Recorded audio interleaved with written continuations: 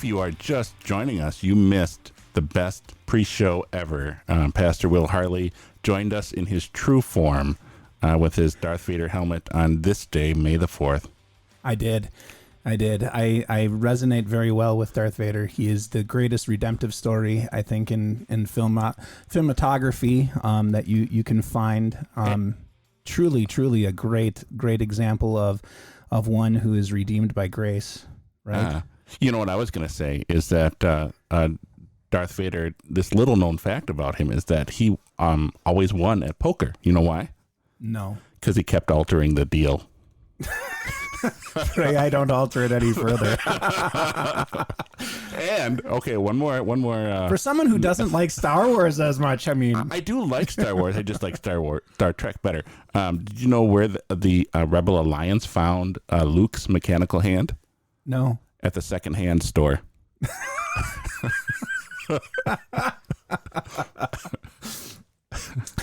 Well, there we go.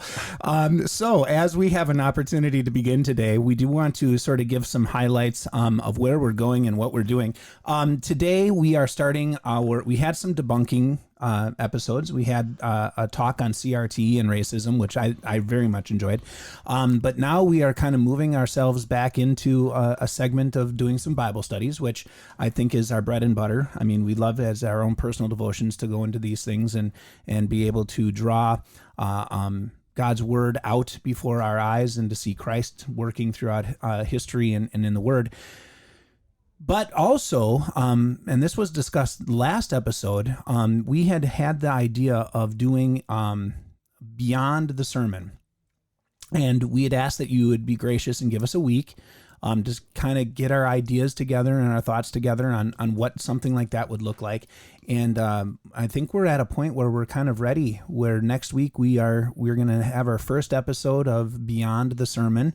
And it's going to be, I think we're doing it different locations, right? We're going to do it all through the web. Yeah, but the timing, it's not going to work for me at noon on Tuesday. So what we might have to do is we either have to do it a little bit earlier. We'll put it up on Facebook. What we'll do is we'll start something up on Facebook, and it might be like at 10 o'clock on that Tuesday.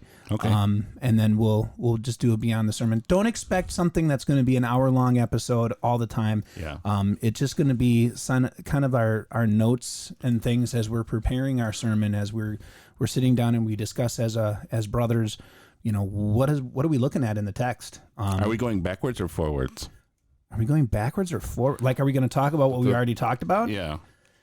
Well, I mean, that way we don't ruin any surprise for the next Sunday. No. But then again, someone might say, I don't want to come on Sunday because I know how you preach. I'd rather just listen to you in small doses. Yeah. Hearing God's word is always something that you would want to hear more of it.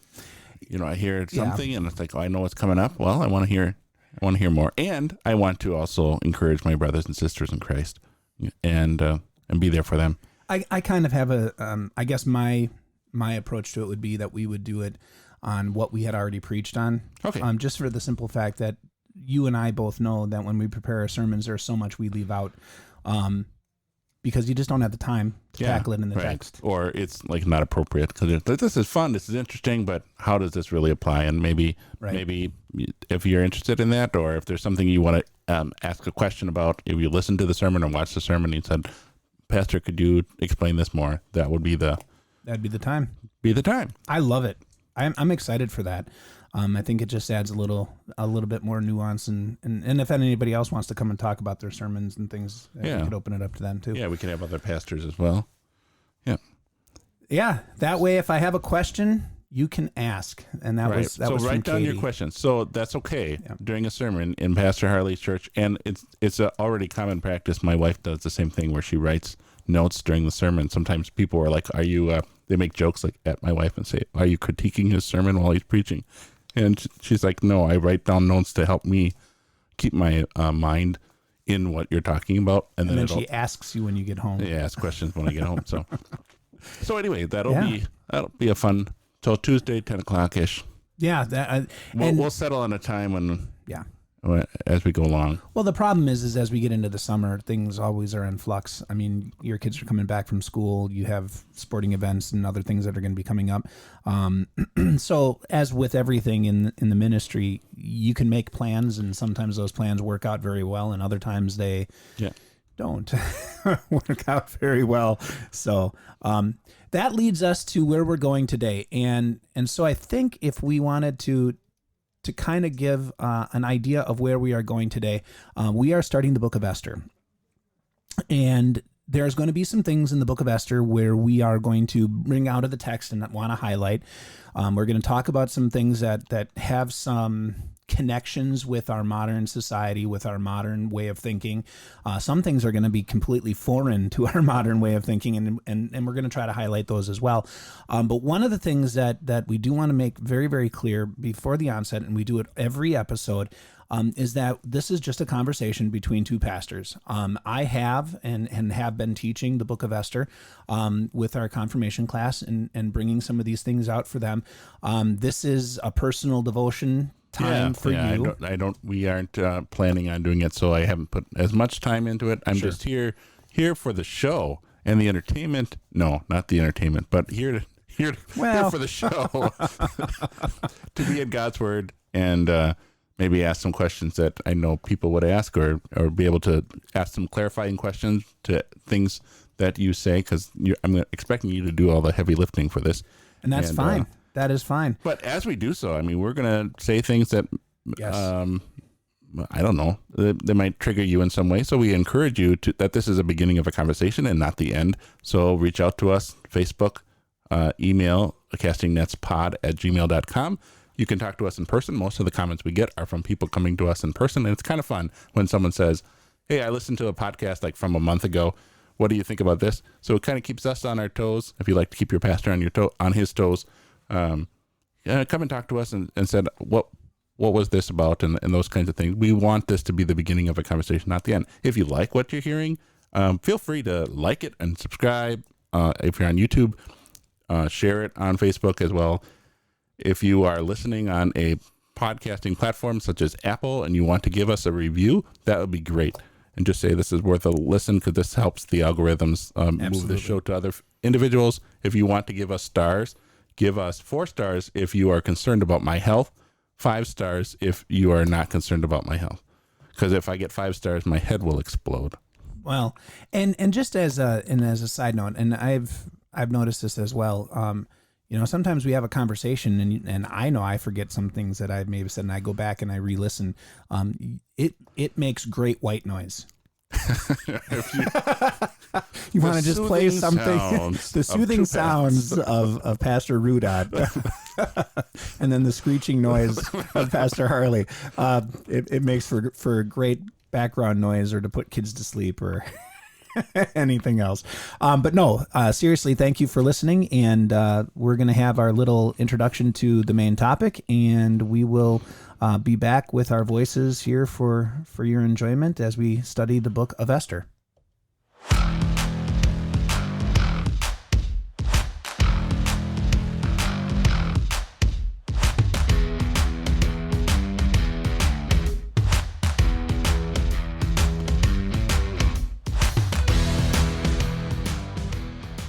All right, we are back to study the book of Esther. As we have an opportunity to go through this book, realize there's a couple of things that we kind of want to bring to your attention first and foremost.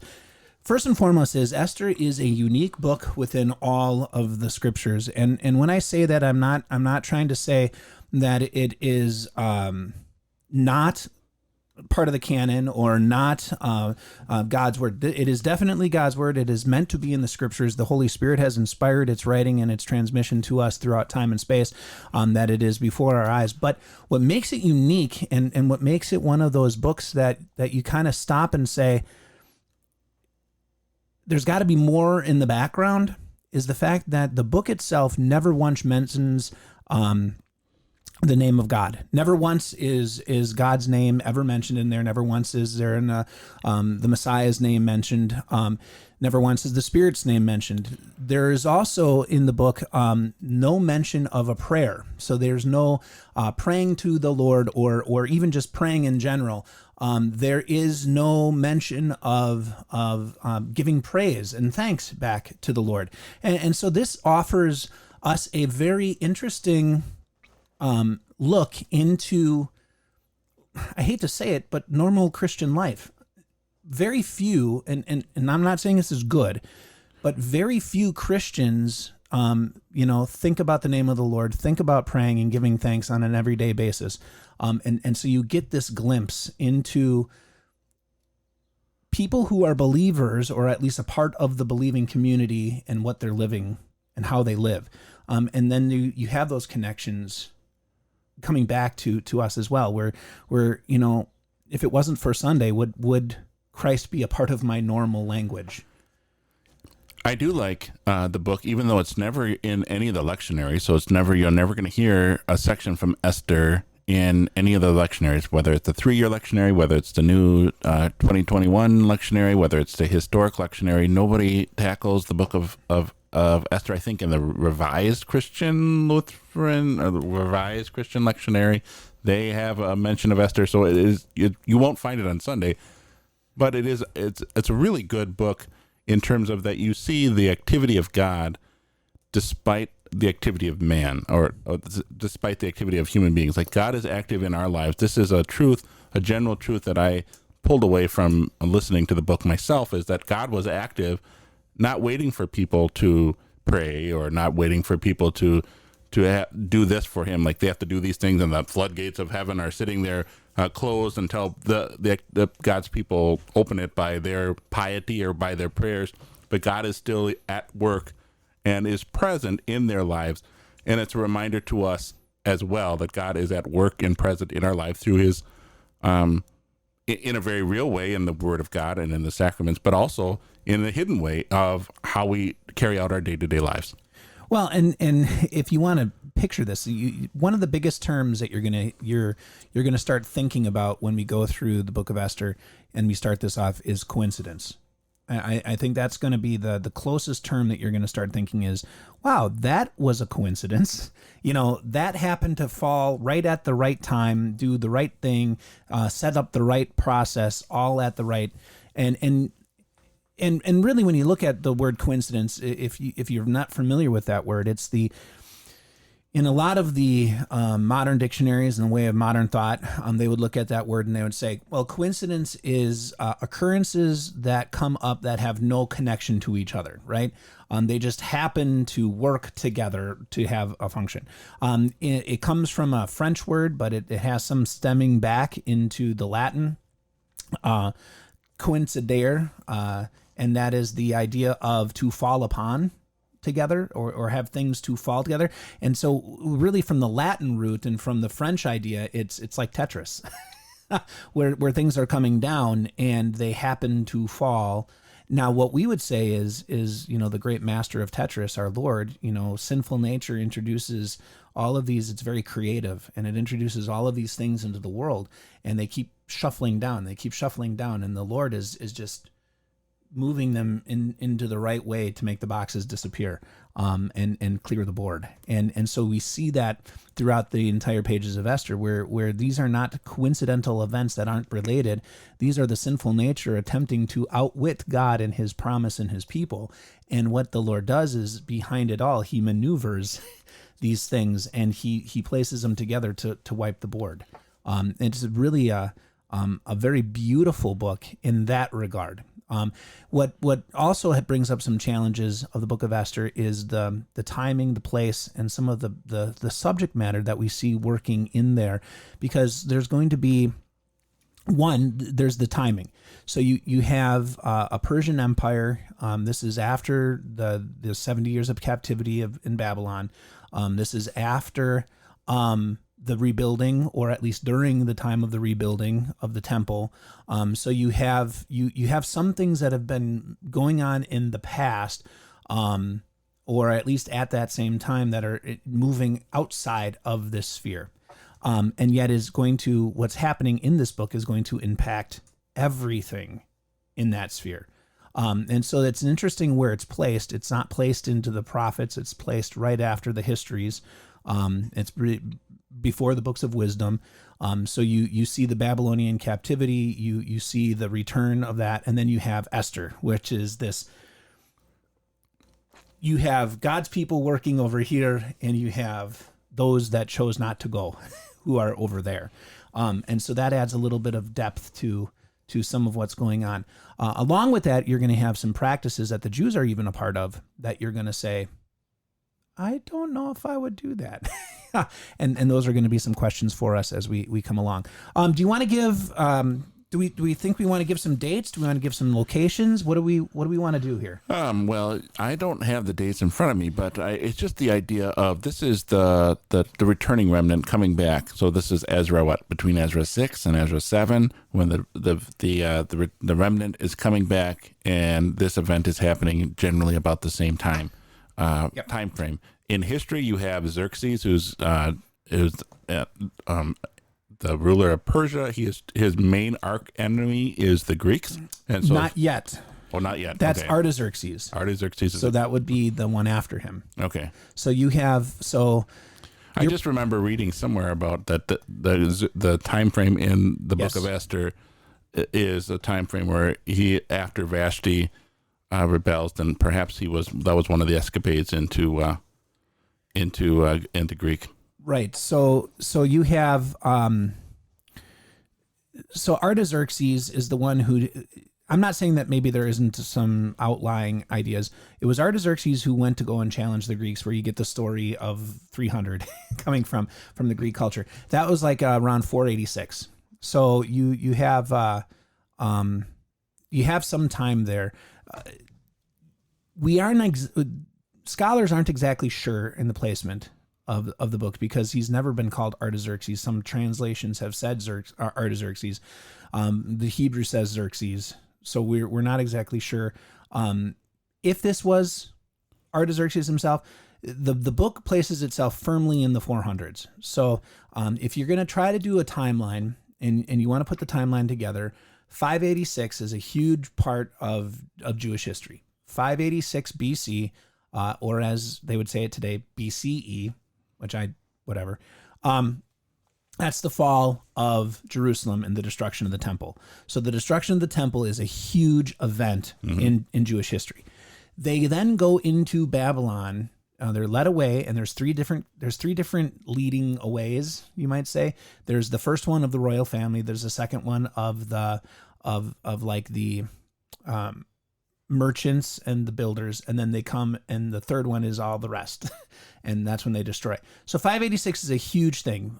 Daniel was during that time. He was led away in the second captivity. 70 years go by. So you have a length of 70 years. That places you at around 510, 516, thereabouts, and then you have the fall of the Babylonian Empire, and you have the rise of the Medes and the Persians. Then we know that there's a time, and we're not exactly sure the time of that Xerxes isn't ruling, but there's another ruler in his place, and Daniel is serving with them and under them, and during that time, Daniel had a very long history of serving as a prophet. It's after that, but before the Greeks have made their stand and are now encroaching on the Persian Empire. So you're somewhere in the 400s. That would probably be the best way to say it. But going back to my point, the Greeks are still the main nemesis of the Persians. They will be the downfall of the Persians eventually. Yeah, right. Absolutely. Yeah. Absolutely. So, and an outline of the book, if that's what you'd like to go cover for next, is that you have the first 4 chapters has this plot against the Jews, and the final 5 chapters is the deliverance of the Jews. So you have your historical setting where we are. We have the plot to wipe out the Jews because of a personal vendetta of 2 individuals, and we can talk about their background when we get there. if you'd like, that's Haman and Mordecai. There's a lot of history between those two individuals, and it's kind of a redemptive story arc in a way between those two guys. And then you have Esther, her intervention in chapter 5. And then you have Mordecai and Haman duking it out in chapters 6 and 7, and then the triumph of the Jews in chapter 8 and 9, and then the closing thoughts in chapter 10. Absolutely. And during there, realize there, this book is also, as you go through it, very, very important for the Jewish people in the sense that the only non-religious festival comes out of this book, and that is the Festival of Purim. Which is controversial in and of itself because Yes. of the use of alcohol. There's a lot of alcohol because you are celebrating The Mardi Gras of the Jews. Yeah, and No beads. I mean, it's Mardi Gras. It's Halloween because they also dress up in costumes because it's reminding themselves of the hiddenness of God, how God disguises Himself. Yep. And so they have like a lot of Halloween type traditions where they dress up in costumes and go and visit people. And but the alcohol consumption is a big one where you're like, well, why are we celebrating a lot of alcohol? I'm not saying that every Jew would consume a lot of alcohol. I'm not saying that. I'm just saying there was alcohol consumed, oftentimes too much. Kind of like at our American weddings. There's alcohol at weddings, sometimes too much. Yeah. And really, it is, this is a time of celebration. I mean, this is the festival where they, and you said it so beautifully, they celebrate God working behind the scenes to rescue His people and to keep His promise.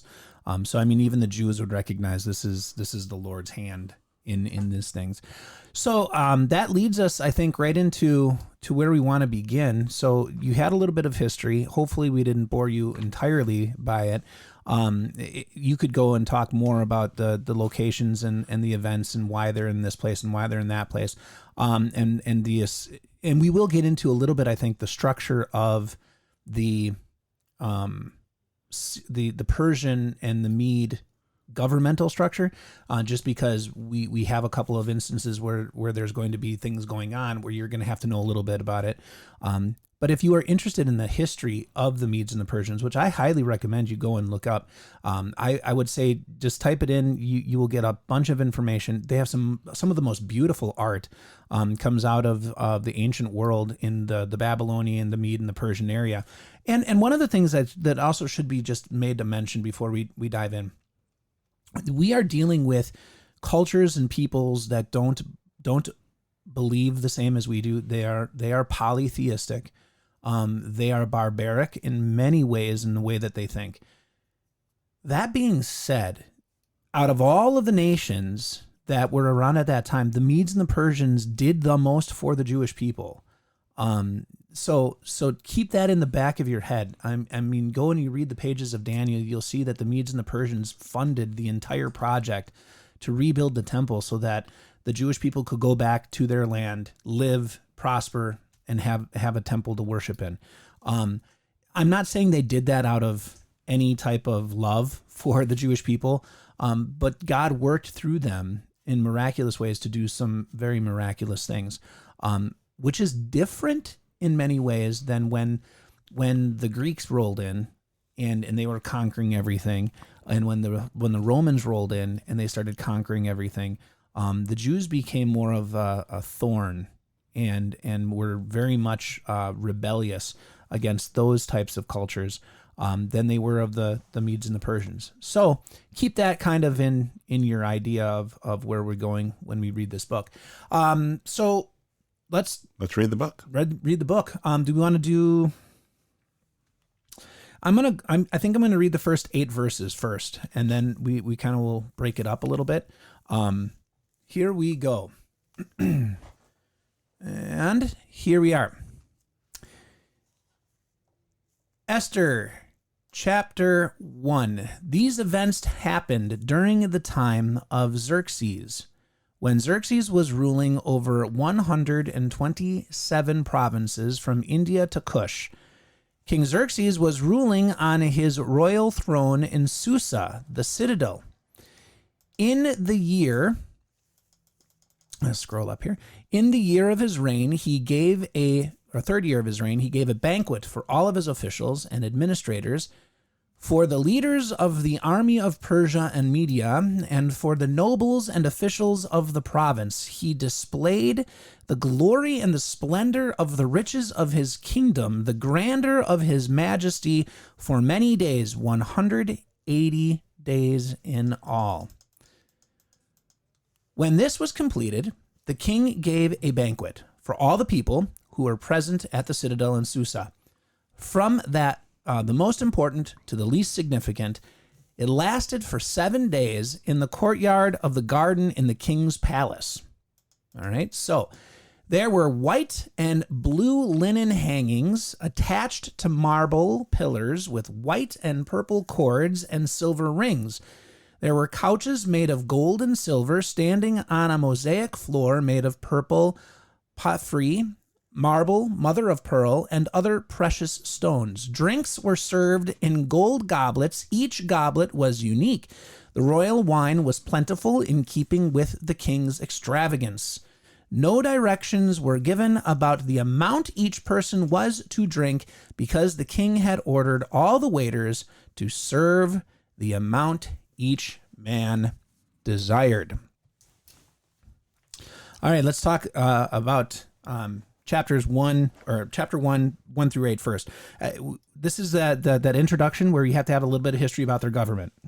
So the history of their government, very, very simply, he kind of set it up with many different provinces. Each province is ruled by a governor. So that would be your idea of the administrators, the satraps, you could call them, that they were the people who were in charge of these different areas. So you had the king who would gather all of them together, and then he would be able to issue to them, and then from them they would go take it back home and talk about those things.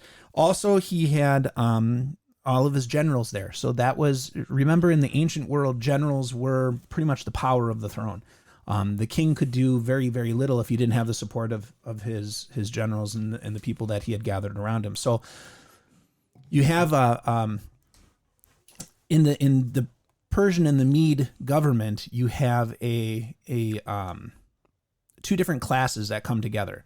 The Persians, and this is a history lesson, the Persians were the political officials. They were the ones that did the pencil pushers, those people who made the laws. The Medes were the fighting force behind them.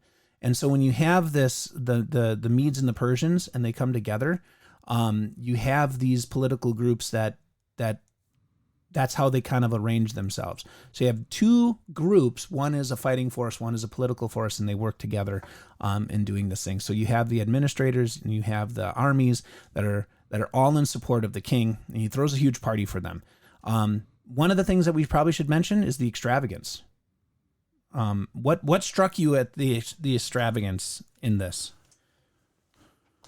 Well, the idea is like, what was the event for? Like, what is this? Is this perhaps Xerxes trying to make? He's making a big move, like he's planning some big political event. Is he going after the Greeks now, or is this just something to celebrate himself, or to consolidate power, to weed out those who aren't quite as? This is all conjecture on my part. Just weeding people out.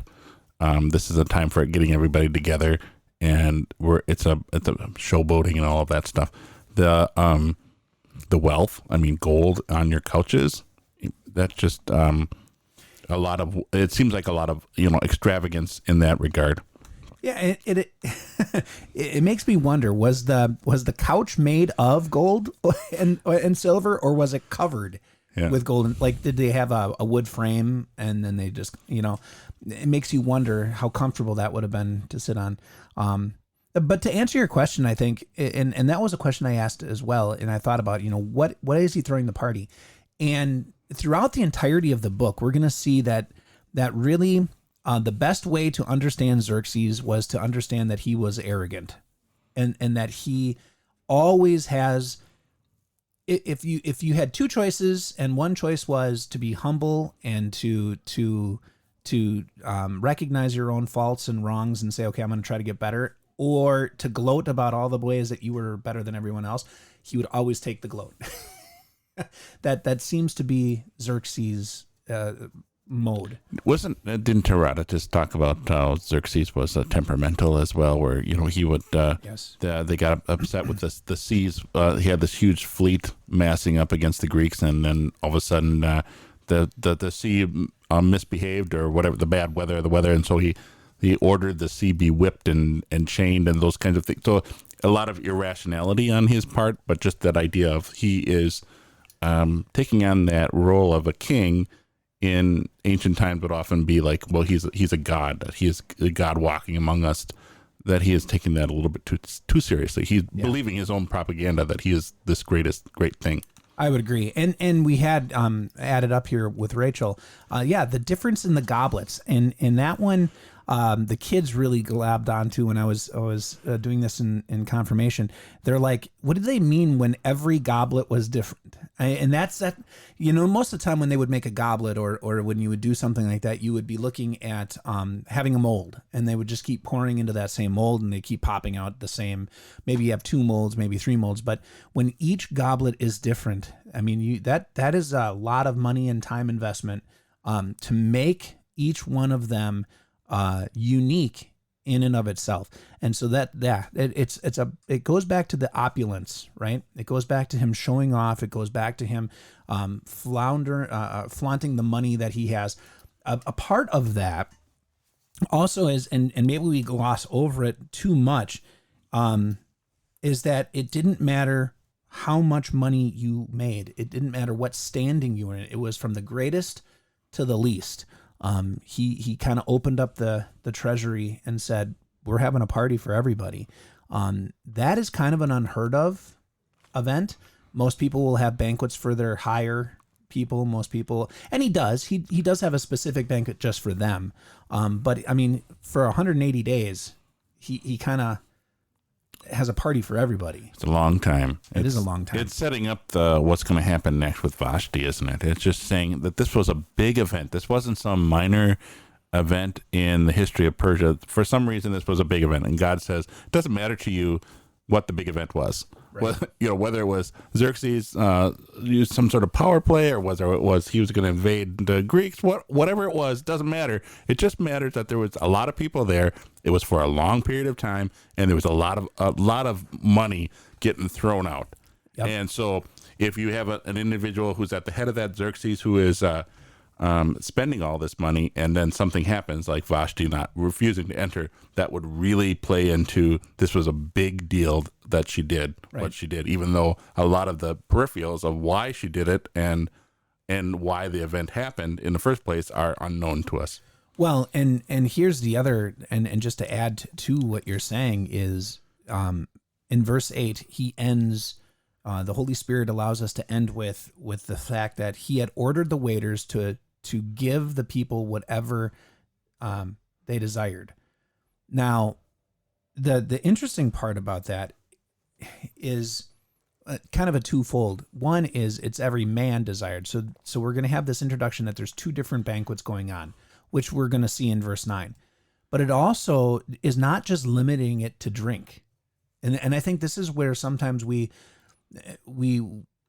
yes, it was bad enough that they were drinking more than they should. But the other thing that we see is Xerxes is not prohibiting anything. I mean, this was an extravagance that meant if they wanted to mishandle women, or if they wanted to mishandle substances, nothing was refused. So this is more of like a Mardi Gras party than I think sometimes we think. So let's maybe turn back and we can get a little bit more of what's going on as we kind of go through here. So again, picking up at verse 9, Queen Vashti also gave a banquet for the women in the palace of King Xerxes.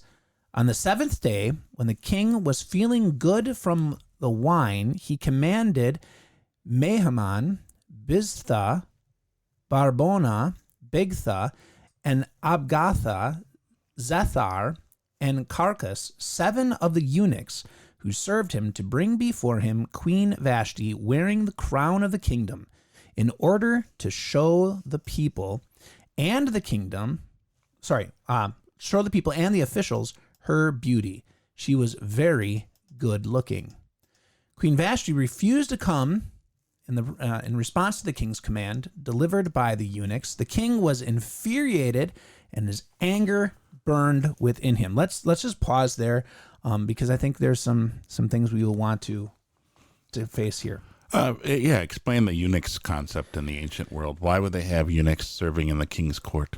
Well, so a eunuch was one who has been altered physically so that they are unable to reproduce. And this has been a practice through very, very long, actually. Even the Catholic Church practiced it in the Middle Ages when men would reach certain ages where their voice would be a certain level. They would castrate the boy so that their voice wouldn't change further. And so they were able to sing at certain pitches. A barbaric practice. I'm not recommending that. But it was also well known that so a king would have harems. A king would have women that he would claim those are his. And so to keep them from being despoiled or keeping them from people having the urges to do things with them, they would have eunuchs that would guard them. So men who were altered physically so that they wouldn't have those sexual drives and they wouldn't be able, even if they did, to reproduce and affect the king's harem. It's I know it's not the most polite way of saying it, but that's what it was. And so you have these people who sometimes they were by force, sometimes it was willingness because it was the better job for them to have instead of being in the army. They kind of went and they did that kind of work. That's not actually the most surprising thing though about this section of text. And the most surprising thing of this section of text, because you lead in verse 12, you're like, why would she refuse? What was the point? And some people have said, well, she refused because she didn't want to just be a prize and be shown off as a prize. That's really not it. What you have, and it's hard to bring it out in something, but you sort of get it in the wording. In verse 11, to bring before him Queen Vashti wearing the crown of the kingdom. That's it. That's the problem. The problem wasn't, okay, bring the queen before me so that everyone can see how beautiful she is. He's saying, bring the queen before me only wearing a crown. Because she's beautiful, and she refuses. Yeah, and I'm not sure I agree with that. Well, the reason that and the reason that you kind of see that is because what happens when she refuses? Not only does he get angry, but then he goes on a search for physically attractive women, which he will then sleep with to see if they are. He is very, very set on the physical attractiveness of his women, and what you have here. And this is, I'm following the course of because it is divided, and we can be divided. Yeah. But I'm following the course of many other commentaries that say that the hugest problem with this wasn't the fact that he was drunk and the fact that she wanted to show her off, but that he requested her to be naked and only wearing a crown. And that is, she said, no, I'm not going to do that in front of everybody, the generals and everything else in this party. Now, the other side of the story. The other side of the story is we don't really know why she refuses. So let's just say your position is plausible. I mean, you have all of the ingredients, everything is there. Right. So you have a lot of drinking going on. You have a lot of celebration going on. You have the fact that he's looking for replacements that are beautiful in appearance. So he's focused on appearance. So all of those things are plausible. So I'm not saying it didn't happen the way that you said. I'm just saying, I don't want to let the listener say this is exactly why. I don't want to come with that kind of certainty when it isn't there, when God doesn't reveal that to us. So, but it is something for us to consider. Like it may not be the whole women's rights thing. It might just be this individual. She's not like saying, well, now it's women's power, whatever. She's not exerting her power. It could just be her modesty. It could just be the fact that she had something going on and she refused to go. Like she had her own party and she couldn't leave. So it's all of these unknowns that are sitting there. Sure. which opens up the scenario for Esther to come in. And I think that the only, looking back in a broad picture of it, that's the Lord mentions that just so that we could bring Esther into the scene. Yeah, and I think this is one of those, and I agree with you. I'm not disagreeing with that you could go any of these ways. And I think like you said at the end there, nailing it on her modesty. So Vashti, good, bad, or indifferent, she has a sense of modesty that she wanted not to be flaunted. However, that was going to be flaunted. You have some of the indicators that he was really looking to do just that when he says she is good looking. He's like, this is mine. So there's an ownership there that he's trying to express. You do have to come into the questions and say, why did she refuse? And I think we live in a culture where we like to prime those responses and say, well, she's just, like you had said, standing up for women's rights. I don't think that is the case, but this enters into the beginning of some of the issues that we have with Esther, because Esther will also participate in things where you're like, I wouldn't do that. And that's not right. I mean, like actual commandment issues where you're like, that's not right. So you're going to have to be confronted with the uncomfortable questions of these things are happening. These are real questions for real people in real time that, good, bad, or indifferent, whether we like to think this is how it was because we want to be more chaste, or how it really was with alcohol involved, how things can get. Yeah. We have to come to the terms that we have people who are making, in one case, maybe very well placed and good responses, and now have to face the consequences of those. In this case, Vashti, I think, makes a very good response. I think she makes a good, I'm not going to parade myself. However, I'm going to parade myself in front of a bunch of drunk men. And she refuses. That's a good thing. I would highly recommend, if you are ever in a position where you have a bunch of drunk people, don't parade yourself through it. Yeah. That's a good choice. Yeah. But now she's going to have the consequence. I do like how we're having this conversation. I hope our hearers also appreciate this conversation of the ancients are not at a different morality level than what we're experiencing today. We all often say, the world, what is the world coming to, whatever it is. And we have to realize the sinful nature has always been around. The desire to make people into property and objects, always been there. And could this, and the power play that happens between a husband and a wife, always there. So it's not as if this is a new thing in 2023. This is a reoccurring struggle between our sinful nature and what God says is right. And it's good for us to see that the ancient kings and things of that nature were very much like our politicians today. We in our parlance, we have the Jeffrey Epstein and the island out in the Virgin Islands and all of this, and you go, what a terrible thing that has happened. And you go, well, the Romans did kind of the same thing. And so it's just the and world. The Persians did the same thing, and the Babylonians did the same thing. Let's not make these guys into more immoral people than they are. And doing so, that helps us when we are confronted with, like you were saying, in the midst of all this problems and all the sin around you, in the decisions that some Christians make, you would say, I don't know if I'd make that same decision or not. But then it gives us empathy to understand these people are sitting in situations where oftentimes the right answer is not a choice. Yeah, exactly. And I think that's where we're going to be leading. And as we go through here, that's kind of where we're headed. Let's jump back into our tale as we lead up, and we haven't even seen Esther yet. So verse 13.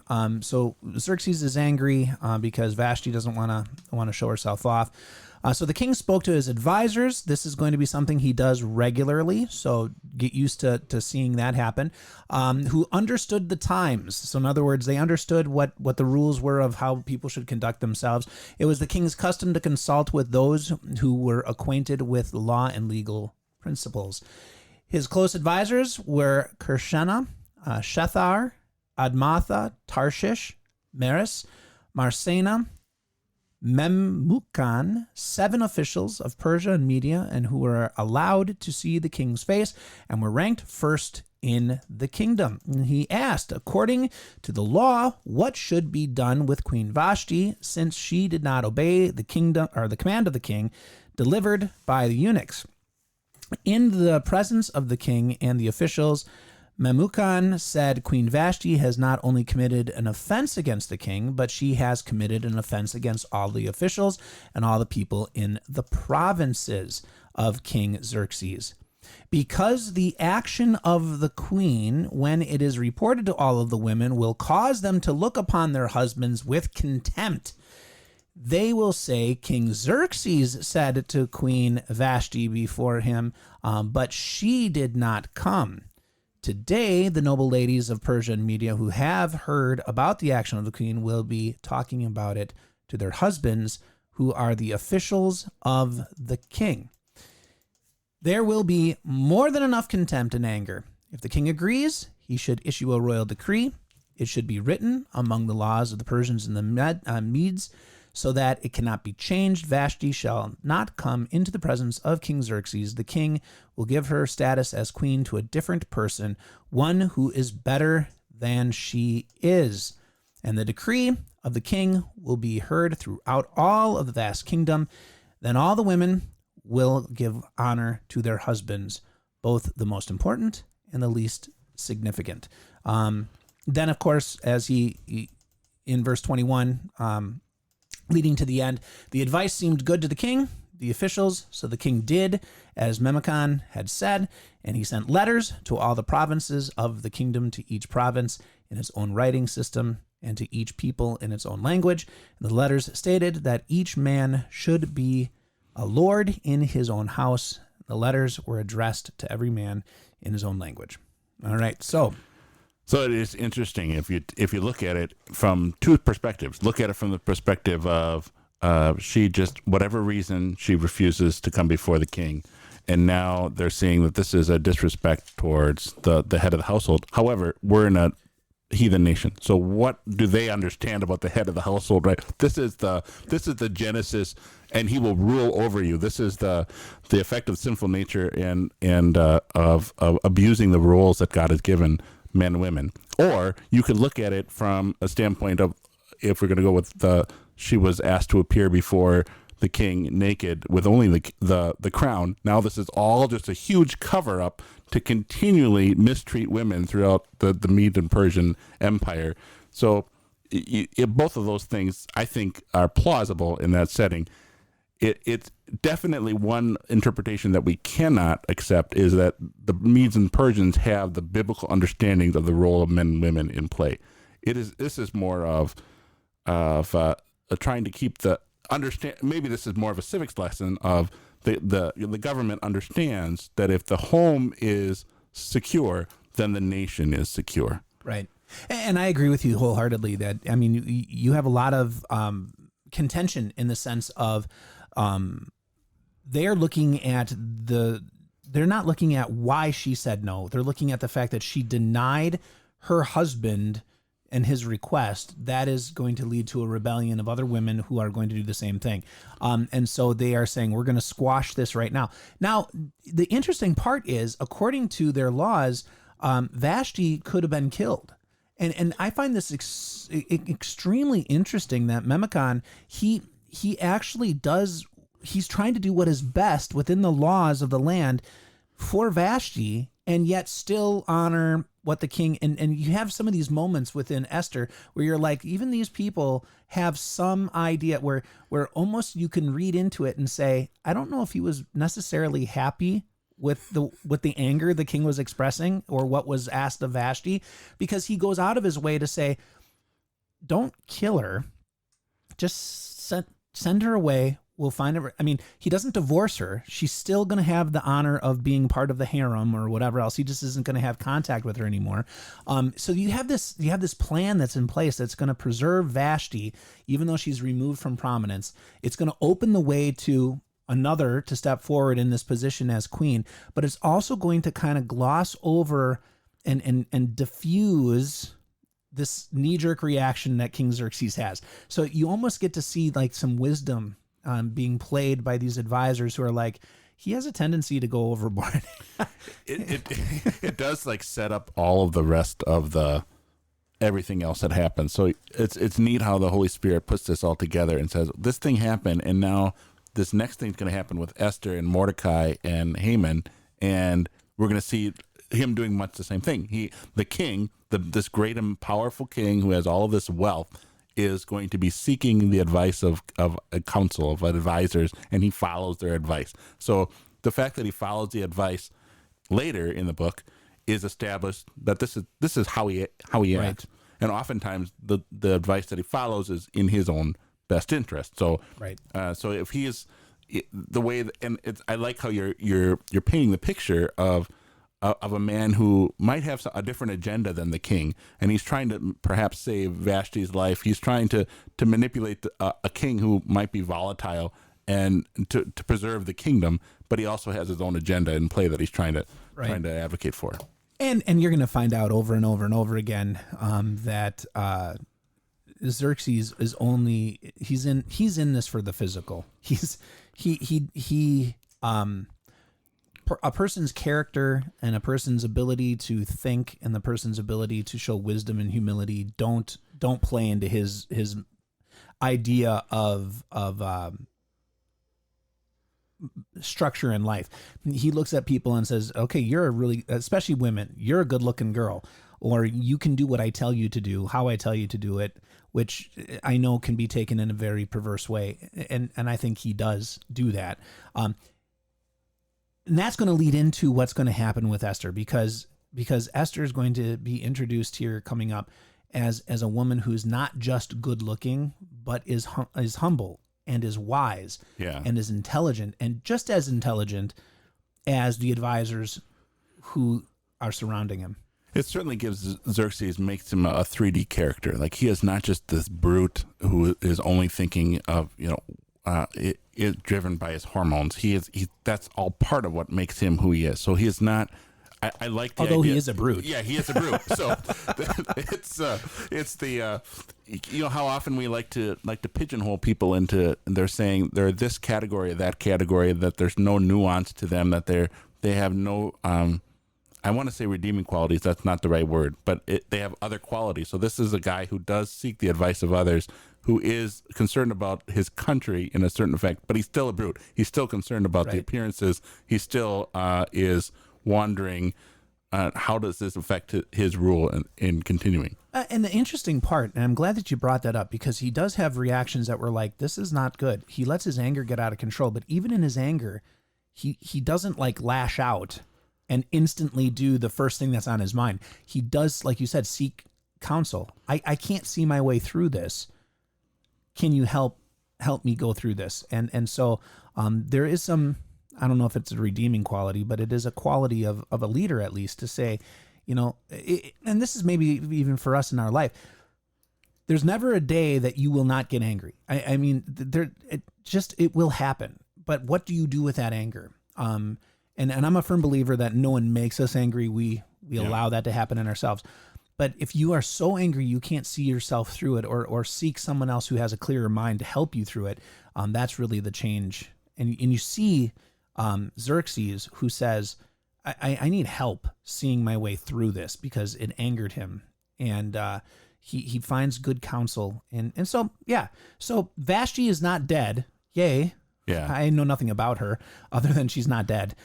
And she's now out of the way for chapter 2. So let's do some chapter 2 here, because this is going to set the scene for the rest of our tale.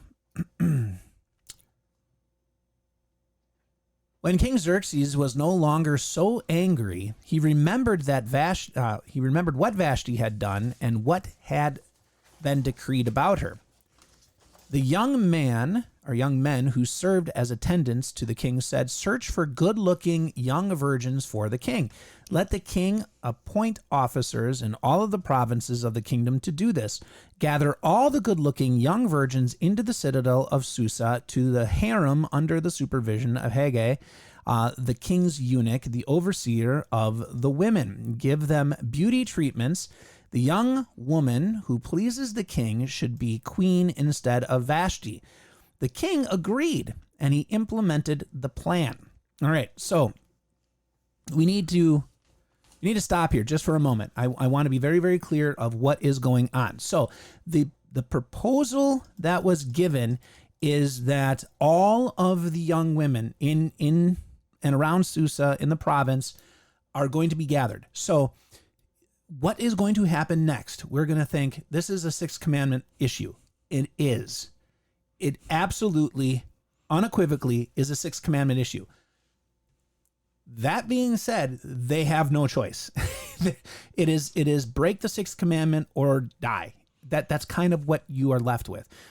So they're gathering all the young virgins, all these, and they're going to be used in a sixth commandment way, not in a good way. What do you do? And Esther's going to be a part of that. What are you going to do? So just please recognize that when we're going through this, that this is we're not condoning this. We're not saying that this is part of the ancient world. The sixth commandment was repeatedly and usually always tromped on. I don't know how else to say it. So let's continue with what goes on. In the citadel of Susa, so this is the same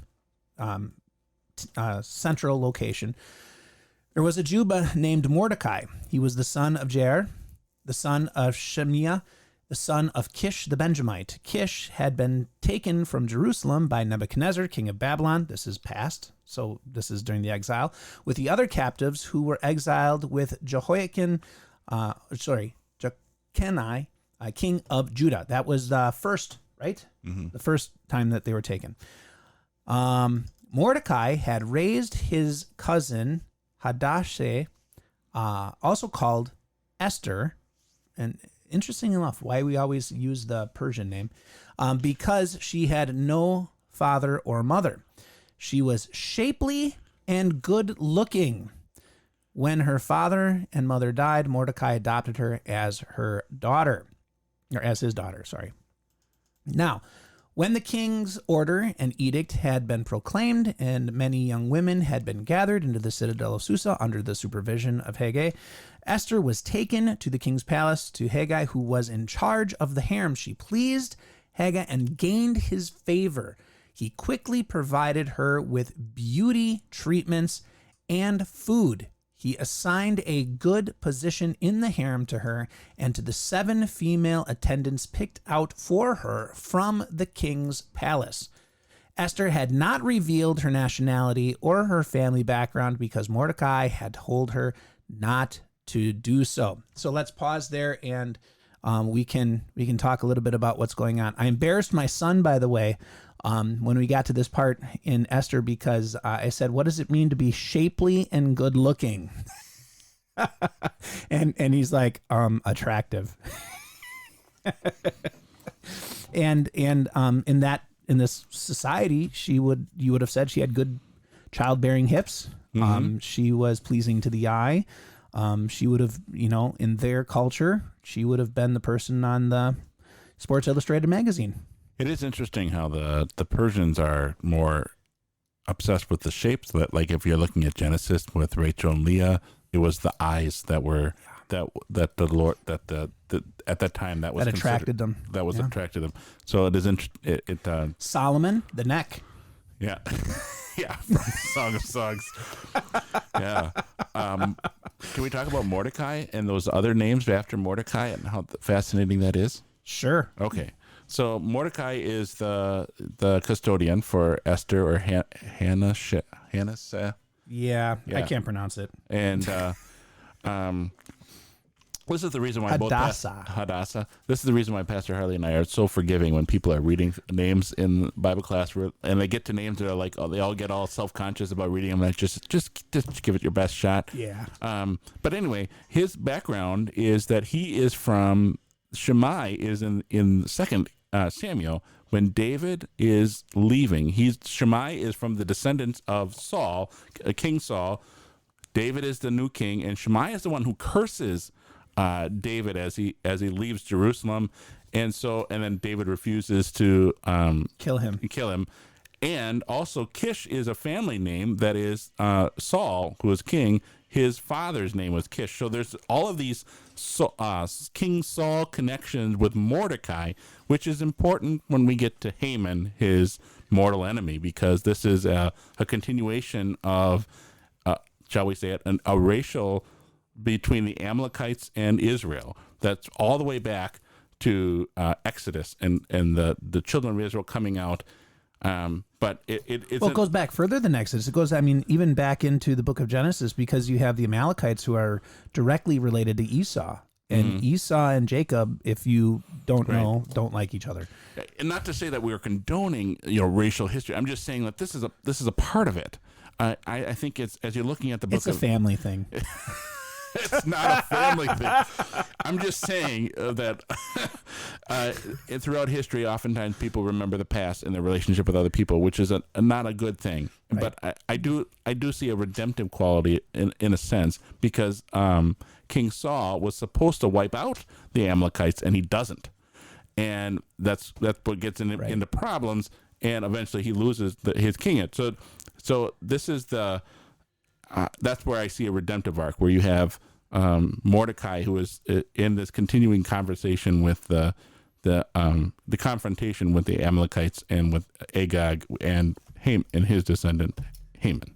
Well, and I think just to follow this down the line a little bit, go back into history and you see with the division of the kingdoms, right? You have the division between the southern kingdoms of Jerusalem or of Judah and the northern kingdoms, and you have the 10 tribes that go to the north, and Benjamin stays with Judah. And that is a significant thing, that you have Mordecai and you have Esther, who are Benjamite. They are from that tribe, and they are preserving God's people, and they are still participating, even though they're not on the throne anymore, even though that is never going to be their promise again. They're still, the Lord is using them to defend his promise and to carry out his will of preserving his people.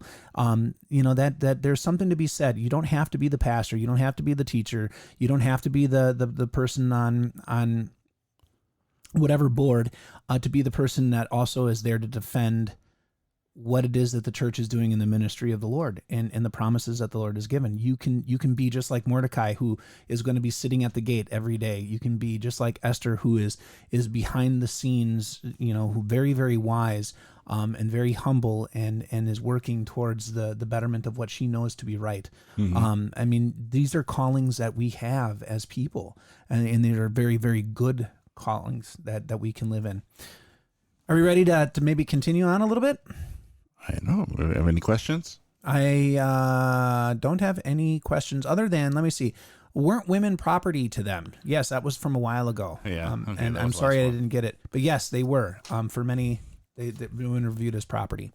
Like I said, they don't have a proper understanding of roles of men and women. So they're fulfilling God's word in Genesis 3, where he will rule over you, that this is a bad thing that has happened throughout history and continues today too. Absolutely. So, verse 11 in our section: every day Mordecai walked back and forth in front of the harem to learn about Esther's well-being and about what was going to be done with her. Every young woman received a turn to go to King Xerxes after she had received the prescribed 12 months of beauty treatments. For 6 months, they used oil of myrrh. For 6 months, perfumes and other beauty treatments for women. Then the young women went to the king. Everything she desired was given to her when she went from the harem to the king's palace. She went, this is verse 14, she went to the king in the evening.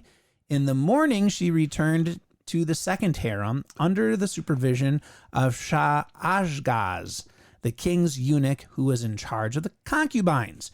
She did not return to the king unless he was delighted with her and she was summoned by name. Okay, so this is the sixth commandment issue. They leave in the evening, they come back in the morning. We'll let you figure out what happens between those two things. Yeah, this is the Holy Spirit in a very polite way of saying they were sexually used and then they were moved into being part of that property. They were a concubine now. Right, and you see the price. They can Yeah. name their price, whatever their price was. Then okay, this is kind of all of this sick, twisted Yep. game of using women for their bodies. Of well, we'll give you everything you want. What do you want? And then in return, you just have to Sleep with the king. sleep with the king. And then if the king really likes you, you can become queen. But he only is going to like you if you Right. perform well in this physical nature. It is a very debased and very sick type Yeah. of thought. But that's coming. That's coming from our 20th century mindset, where we look at this and we say, well, that shouldn't be. And I agree with you. I don't think it ever should be, because they have no understanding of what God has created in Genesis and the gift that God has given. But this is how the sinful nature works. And like you had said, this is the curse, right? Women would desire men who would be the way God created them to be the head of the house and to look out and be Christ for them.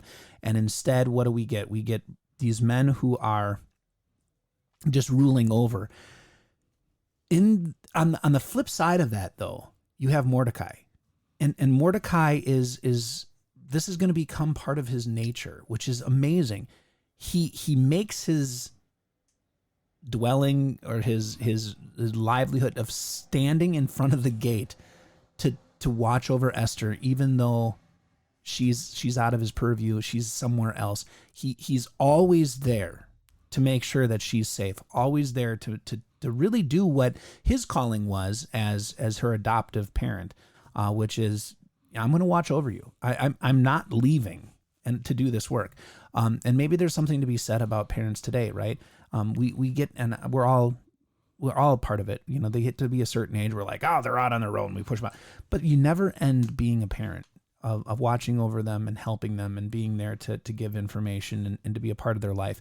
And I think Mordecai does a beautiful job of sharing that. And it was difficult because what could he have done? I mean, obviously, I'm speculating here. Like, what power does he have? Could he like rescue her from there? How long do you think that would last? Well, you had the whole idea of Vashti and all of that episode, where if you displease the king, this is, you're going to bring down the ire of the Medes and Persian, and he may not have a eunuch there to defend him, Right. From whatever. So I sense a powerlessness. Like, he's there. He's watching. He feels compelled to watch over her, but what can he possibly do other than walk back and forth? And I guess the Christian in us would say, well, why don't we see you pray, Mordecai? Why don't we see you in like Daniel in your room, open up the door to Jerusalem, pray to God? Why don't we see that? And I think that reflects to the point that you were bringing up before, is that these are real individuals who are struggling in a very uncertain time and a very difficult time to live, and to live in our calling as followers of God. Right. And you don't see, you see their weakness. You definitely see their weakness. And this is what I would say in response to that. Well, why didn't he pray? Well, why didn't you when something bad happened in life? Yeah. That wasn't the first thing you turned to, and it's not the first thing I turned to either. I'm not casting stones. I'm not saying, oh, look at me, I'm better. I'm not saying that. What I'm saying is the truth of the matter is, many times we like to tell ourselves, we'll just do this. But when that happens to us, sometimes that's the very last thing we turn to as well. And so this is not an odd. This isn't odd. This is life. This is good, bad, or indifferent. God is still, and this maybe says something To God, about God. God, that he works despite us. Yeah. You know, we are not of certain religious backgrounds. You can say it. We're not like the Reformed that say, if I don't pray for it, God won't do. No. Yeah. Prayer brings me in line with God's will. Prayer brings me in line to know what his idea and goal is for my life. It does not change God. God will still be God because he is God. And he will, and the Trinity will still work in my favor because that is what he has promised, and that is what he will do. He is always working for the good. And now sometimes I'm like, how could that be good? Well, I'm narrow-minded and short-sighted. I'm not God. And so how dare I say at this point, at this time, for this meaning, it's whatever. I mean, you got almost 4 years of time that is transpired. I mean, you have the ending of Vashti, you have the collecting of the virgins, you have a year that they're being prepared, and then you got to go through them all. I don't know how many there were. I mean, you're almost at 4 years of time, conservatively, and you're thinking to yourself, how's God working through this? Well, the whole tale's not even close to being done, and yet the Lord is still working behind the scenes to do his will. In the midst of sin. In the midst of sin. He's not waiting for us to get our act together. Yes, absolutely. And what a beautiful thing. And the idea of Mordecai is standing, making the paces, but throughout this whole story, God is there. And so God isn't on the wings waiting to come into the story. He's already in the story. And for Esther, I was just thinking how reassuring that was for her, that she knew that Mordecai was out there, because obviously this was very scary for her to be in the inner circle of the king who's got all the power. Right. What would that be like for a young woman to be like? You don't know what's going to happen. Yeah, you have the eunuchs around you, but what about everybody else? And I guess I'm using my imagination, but just how lonely she must have felt, having Mordecai outside the door. Well, it's the competition too. Yeah, the competition. Right. I hate to say it that way, but it's like the bachelor of the ancient world. Yeah, except if you don't get a rose, you could die. Yeah, if you don't perform well. Yeah. Yeah, I mean this is the. Anyway, but yeah, I like that. This is the Bachelor of the ancient world. Now, if you watch The Bachelor, this is going to color that. All right, so moving on. Let's go to the end, and then we can kind of wrap up chapter 1 and 2. So Esther was the daughter of Abihail, Mordecai's uncle. So Mordecai had adopted her. When her turn came to go to the king, she did not ask for anything except what Haggai, the king's eunuch in charge of the harem, had advised. Esther won the approval of everyone watching her. Esther was taken to King Xerxes at the royal palace in the 10th month, the month of Tebeth, during the 7th year of his reign. The king loved Esther more than he loved all the other women. Again, 6th commandment issue. She won his favor and approval more than all the other virgins did. I will leave that to your imagination. He placed the crown of the kingdom on her head and made her queen instead of Vashti.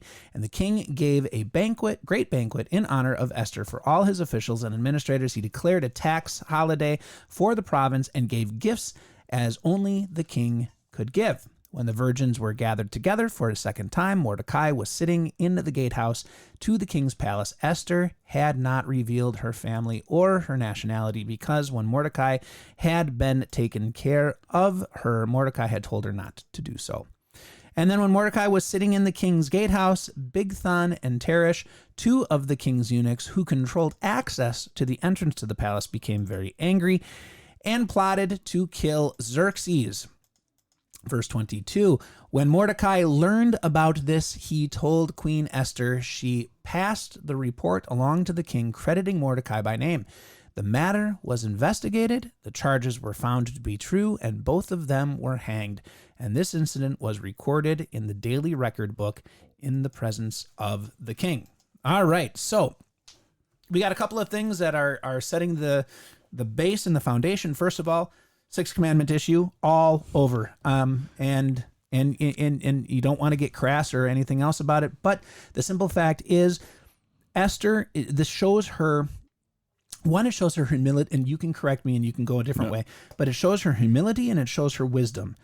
She recognized there's no way for me to get out of this. There's no good way for me to maneuver this event except to, one, go in as myself without dressing. There's nothing here that will hide me. So it's either he will accept me as I am or not at all. And then, and I hate to say this, ladies, please do not kill me. She was compliant. And I'm not saying that in a sleazy way. I'm saying that in a very wise way, that she recognized I cannot do anything else other than go through this. And so if I'm going to go through this, I'm going to go through this the very best that I can to come out on the other side. Yeah, that's very. I think that's as delicate as an answer as we can give, because we have no idea what happens to these women after this event. Like, what happens to the rest of their life, because now they've been violated for the rest of their lives, and what good are they in the rest of society? Like, what are their options? Those are questions that we don't answer. But we do have what's in front of us is that she takes advantage of the opportunity that she has to further herself. Yep. And like you said, it was a situation where it's a horrible situation. Yeah. It's you cannot get beyond that. It's a horrible situation, but she, there's an old term. I'm sure I'm not the only person to ever say it. Embrace the suck. Yeah, that's isn't that a Vietnam? That's a Vietnam reference. Yeah. Yeah, but that's one of those things where unfortunately it's not going to get any better. There's no good outcome to this. So you got to do what you have to do to make it through to the other end. And I'm not saying that this is good. I'm not saying that this was prescriptive. It's not prescriptive. It's not prescriptive, but it shows her wisdom. It shows her wisdom and her humility in the sense of, I am placed here. I can do nothing else, but what I can do, I will do to the very best of my ability. And I think she approaches this and says, if I'm going to be called and used as a wife, I'm going to act the part and I'm going to fulfill that duty. And I see there is something into that. And to me, maybe I'm reading into that too much, but I think that's what's going on. Is she says, okay, if I'm going to be used as a wife, if this is what he's looking for, I'm going to embrace that. I'm going to do that, and I'm going to be the best that I can for it. Yeah, I have nothing but admiration. And some people might look at that and say, well, she could have stood up for this or that or the other thing. And you say, you weren't in that situation. I think that, and the ends never justify the means. I understand that too. So it's just she's in a tough spot, and the redeeming quality that we see in her is that she's going to take advantage of what's put in front of her and say, this is for the best care for myself, perhaps for Mordecai. This is what, And I think this also plays into another part of life that we don't like to always recognize, which is, and in the spiritual realm, in the religious realm, in the church realm, we can sometimes paint things as very black and white. There's this, right? There's the good choice, there's the bad choice. But sometimes in real life, there's the shade of gray, and you're finding, what can I do within the shade of gray? That is going to be the best out of the bad choices that I have. Yeah. Oftentimes in Christian ethics, we had this when we were talking about the ethics of vaccines, 2 years ago. Oftentimes there's two decisions that both of them are bad, but you got to pick one. Right. So in her case, she picked the option that served her the best. Right. And she did well, and it's a success. So as it goes, she's humble. She goes in. She doesn't ask for anything, right? No, she does not ask for anything. She goes as she is, and that is appealing to other people. So you have what I said to the kids, and as I taught this, and I think it's something that can be said here, is not only is she shapely and good looking, as the scriptures so wonderfully tell us, but she has wisdom, she has humility, and she has courage. And I think these are all beautiful traits. Like I said, and we're going to find this further on as we read about Esther. I said to the boys in the class, I said, when you are looking for your spouse, I said, don't just look at how she looks in a pair of jeans or whatever. I said, the humility of a Christian woman, the wisdom of a Christian woman, and the courage of a Christian woman to. And here's where the courage comes in. The courage of a Christian woman to do what God has called us to do. And in this case, for Esther especially, has called her to be a wife who is, I know we say, well, subservient. That was her call. And she had the courage to embrace it and still work within it. There is something to be said about the Christian woman who embraces her call and works within it to the very best of her ability with all of the strength and courage and wisdom and guidance of the Lord. And we see that in her. And I said, those are women that you want to have. And then I told the women, I said, vice versa. I said, at all possible, I mean, don't marry Xerxes. Don't marry a Xerxes. Find that husband who is going to be the hero. Find the one who's going to be like the Mordecai, who's going to be, no matter where you are, pacing back and forth with your best interests at his heart. Granted, I know they didn't have that relationship, but you want a guy like that, right? Right. Yeah. And that's what you want to seek out. So there's some wonderful illustrations here for us. So we come to the end. Here's the point that why we had all this lead up, because at the end of chapter 2, you will have the very nugget of what's going to come back in chapter 6. So chapter 6 is going to have some real connections to what was written down in that chronological event of the king's life, and when in chapter 6 you need it the most, the Lord's bringing it back. And so this isn't a coincidence. This is the Lord playing the great Tetris game. And as people sin, he's moving things around for the good of his people. And so we're going to see that coming. That's it for chapters 1 through 2. I mean, what else do you want to say? Did we read the rest of chapter 2? We did. Okay. We read. So Mordecai, he comes in. He so just to give summation, Mordecai, he hears as he's walking around the gate, hey, these people are going to try to assassinate the king, and he tells Esther, and Esther says, hey, Mordecai, the guy out there pacing back and forth, he heard this, and the king is able to stop it, and that's what's recorded. So the Lord is placing not only the character of Mordecai, the character of Esther, in with this volatile king who's already thinking people are out to get him, and now we have the makings of a story. Makings of a story. Anything else? Otherwise, that's, I think, it for us before we go into the post show. Yeah, I was going to ask you, okay, why are you reading this book with your kids if the Lord is not mentioned, if Jesus isn't mentioned in it at all in this? Because you're such a big, like, Jesus is in the Old Testament, he's in the New Testament too, obviously, but in the Old Testament, Jesus is here. Why did you choose to read the book of Esther for your 7th and 8th graders and your Bible class? The main reason is because it's a book that I think a lot of people avoid. For that very reason, where they're like, well, there's no God in here, and there's no Jesus in here, and there's no spirit in here, and there's no prayer in here. And I wanted to let my kids know that just because you in language may remove Jesus, that doesn't remove Jesus. that just because you may live and you will live in a time period and in a world where you might not be able to call on his name, that doesn't make him not there. Or if you are in a place, in a business where people are going to forbid him entrance, doesn't make him not able to come and do what needs to be done.